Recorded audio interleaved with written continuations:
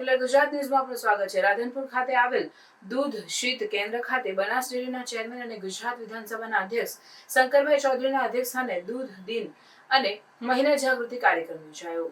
પાટણ જિલ્લાના રાધનપુર ખાતે બનાસ ડેરીના ચેરમેન અને ગુજરાત વિધાનસભાના અધ્યક્ષ શંકરભાઈ ચૌધરીની ઉપસ્થિતિમાં દૂધ ઉત્પાદક મહિલાઓનું સંમેલન યોજાયું। દૂધ દિન અને મહિલા જાગૃતિ કાર્યક્રમ યોજાયો। આ પ્રસંગે બનાસ ડેરીના ચેરમેન શંકરભાઈ ચૌધરી અને સાતલપુર તાલુકાના બનાસ ડેરીના ડિરેક્ટર રાધાભાઈ આહિર અને રાધનપુર વિધાનસભાના ધારાસભ્ય લવિંગજી સોલંકી અને જિલ્લા પંચાયતના પ્રમુખ હિતલબેન ઠાકોર અને પાટણ જિલ્લા ભાજપ પ્રમુખ રમેશભાઈ સિંધવ અને બનાસ બેંકના વાઇસ ચેરમેન કેશુભા પરમાર અને રાધનપુર નગરપાલિકાના પ્રમુખ ભાવનાબેન વિક્રમભાઈ જોશી અને અન્ય મહાનુભાવોની ઉપસ્થિતિમાં રાધનપુર નગરપાલિકાના પ્રમુખ ખાતે આવેલ દૂધ ઉત્પાદક શીત કેન્દ્ર ખાતે ગુજરાત વિધાનસભાના અધ્યક્ષ અને બનાસ ડેરીના ચેરમેન શંકરભાઈ ચૌધરીની ઉપસ્થિતિમાં દૂધ દિન અને મહિલા જાગૃતિ કાર્યક્રમ યોજાયો। મોટી સંખ્યામાં મહિલાઓ અને રાજકીય અગ્રણીઓ અને સહકારી માળખાના આગેવાનોની ઉપસ્થિતિમાં દૂધ દિન અને મહિલા જાગૃતિ કાર્યક્રમ યોજાયો। આ પ્રસંગે શંકરભાઈ ચૌધરી જણાવ્યું કે ગોબર ગેસ પ્લાન્ટ તૈયાર કરવામાં આવેલ હવે પશુપાલકો પાસેથી ગોબર અને ગૌમૂત્રની ખરીદી બનાસ ડેરી કરશે। આ પ્રસંગે રાધનપુર અને સાતલપુર તાલુકાના પશુપાલકોને ટકોર કરી હતી। દૂધ ઉત્પાદન વધારો તેના માટે જે પણ ખાંડ દાણ તબેલા માટે સબસિડીવાળી લોન પશુને બીજદાન સમગ્ર વ્યવસ્થા ડેરી દ્વારા કરવામાં આવશે તેવું જણાવ્યું હતું। રિપોર્ટર વસંત કડિયા। તો ખાસા ટાઈમ જઈને બેઠા હશો બધા, બધું સાંભળ્યું। આપણી બહેનો પ્રેઝન્ટેશન કરતા હતા, પીપીટી થી પ્રેઝન્ટેશન કર્યું પહેલી વખત, પાવર પોઈન્ટ પ્રેઝન્ટેશન થયું ને, અહીં દેખાતું હતું એ બોલતા હતા બધું, એના વિડીયો બાકી બધું સમજાયું તું બધું। તો આમ હાથ ઊંચો કરો ખબર પડે, બાકી તો હા તો બરાબર। તો પહેલા તો આ પ્રેઝન્ટેશન રજૂ કરવા માટે અને અહીંયા સ્પીચ આપવા માટે આપણા બધી દીકરીઓને હું હૃદયથી એકવાર અભિનંદન આપું છું અને એમના માટે એક વખત બધા તાલી પાડો, બધા અભિનંદન આપો। કેમ કે આ માત્ર દીકરીઓ બોલતા હતા એટલું નહીં, અહીંયા આગળ વાત કરીએ તમારા બધા વતી બોલતા હતા। દરેકનું કોન્ફિડન્સ ઊભો થાય, દરેકનો આત્મવિશ્વાસ વધે, એવું કામ આ દીકરીઓએ કર્યું, એમના માટે અભિનંદન। બધાને હું નથી સાંભળી શક્યો, પરંતુ એનું રેકોર્ડિંગ થયું છે, એ બધાનું હું જોઈ લઈશ એક વખત ગાડીમાં બેસીને પણ, એટલે બધાને જોવાનું પણ મને મળશે બધાને।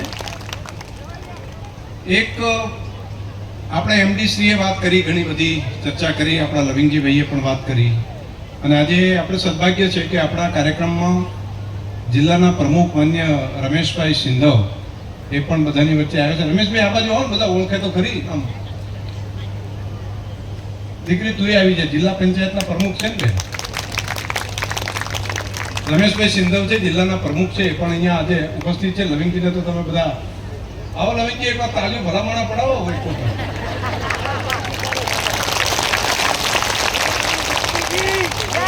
એક આ હેતલબેન આવ્યા છે, એ પણ આપણા જિલ્લા પંચાયતના પ્રમુખ છે, બેન છે, એટલા માટે કરીને એમને પણ અભિનંદન એક વખત આપી। વાહ, હવે તમે શાંતિથી, આપણા બધા આગેવાનો અહીંયા બેઠા છે, તમામે તમામ આગેવાનો, આપણા ડેરીના ડિરેક્ટર માન્ય શ્રી રાઘવભાઈ, પૂર્વ ડિરેક્ટર માન્ય શ્રી કરશનભાઈ, આપણા બેંકના ડિરેક્ટર માન્ય શ્રી કેશુભાભાઈ, માન્ય શ્રી પૂર્વ ડિરેક્ટર બાબુભાઈ, કેશુભાભાઈ, ત્યાંથી કરીને આપણા બધા આગેવાનો અહીંયા ઉપસ્થિત છે, તમામે તમામ આગેવાનો, તાલુકા પંચાયત, જિલ્લા પંચાયત, સહકાર, સંઘ, માર્કેટ, એના બંને તાલુકાના બધા આગેવાનો છે। એનું દૂધમાં કરવા જેવા કામોની વાતો હું કરીશ, બીજી તો ઘણી બધી ચર્ચાઓ થઈ ગઈ છે। એક કામ, સારી પાડી હોય, સારી રેડલી હોય, તો આપણે શું કરે છે મોટા ભાગે કે લાખ રૂપિયા હાલે છે તો ભેંસને વેચી દે, આવું કરે છે ને। આમાંથી કોને કોને સારી કિંમત આવી હોય ને ભેંસને વેચી દીધી હોય, એવું કોણ કોણ અંદર હાથ ઊંચો કરાવશો? નહીં કરે કોઈ હાથ ઊંચો। ગાય ભેંસના દૂધમાંથી વેલ્યુ એડિશન થવાનું અને દૂધમાંથી પશુપાલકોને આવક મળે, એ શ્વેત ક્રાંતિ તો થઈ, પરંતુ ગાયના ઝરણમાંથી, ગૌમૂત્રમાંથી વેલ્યુ એડિશન થાય અને તેમાંથી પશુપાલકોને આવક મળતી થાય, તેવી ભારતની પહેલું યુનિટ કોઓપરેટિવના માધ્યમથી રાધનપુરમાં કાર્યરત થઈ રહ્યું, અને આવતા મહિનામાં તેનું લોકાર્પણ કરવામાં આવશે, જેથી કરીને જમીનની જીવંતતા સુધારવાનું કામ તેમજ ફર્ટિલાઇઝર તરીકેનો ઉપયોગ ઓછો કરીને જમીનને પુનઃજીવિત કરવાનું કામ મોટા પ્રમાણમાં થઈ શકશે. આ એક મોટી ક્રાંતિ પશુપાલનના વ્યવસાયની અંદર થઈ રહી છે. 100 વર્ષ પહેલાં દૂધ વેચવાનો જ્યારે વાત આવતી ત્યારે લોકો કહેતા કે દૂધ ન વેચી શકાય, દૂધમાંથી શું થઈ શકે. બસ આજે નવી ક્રાંતિ ગૌમૂત્ર માટેની થઈ રહી છે, માસ સ્કેલ ઉપર થઈ રહી છે. 5 રૂપિયા પ્રતિ લીટર ગૌમૂત્રના આપીને અહીંથી કલેક્શન કરવાનું કામ, જેમ દૂધનું કામ ચાલે છે તે પ્રમાણે થશે. દૂધ આપતું ગાય બીજા બિયાણ વચ્ચે બંધ થઈ જાય છે તો પણ ગૌમૂત્ર આપવાનું તો કન્ટિન્યુ ચાલુ રહેશે. એટલે ખેડૂતને રોજે રોજ એની આવક મળશે. ટોટલ જે આવક મળે છે એની સાથે ગોબર અને ગૌમૂત્ર બંનેની જો કલેક્ટિવ કરીએ તો 40%થી વધારાની આવક એક્સ્ટ્રા એક આ બંને દ્વારા આપણે દૂધ સિવાયની પણ ઇન્કમ કરી શકીએ. દૂધ દિવસ નિમિત્તે બહેનોનો ઉત્સાહ એ અદ્ભુત છે. નવી એક ક્રાંતિ જાણે સર્જાયું હોય મહિલા જાગૃતતાનું એવું દેખાય રહ્યું છે.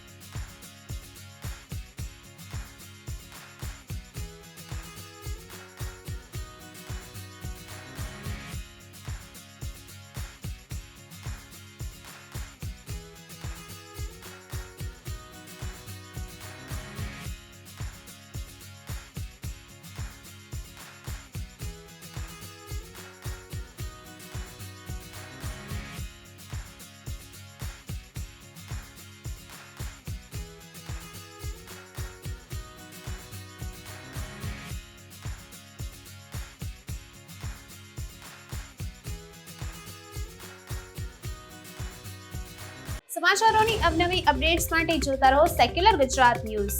સાથે સેક્યુલર ગુજરાત ન્યૂઝ ચેનલને લાઇક, શેર અને સબસ્ક્રાઇબ કરો અને બેલ આઇકોન દબાવીને સમાચારોની ઝડપી માહિતી મેળવો.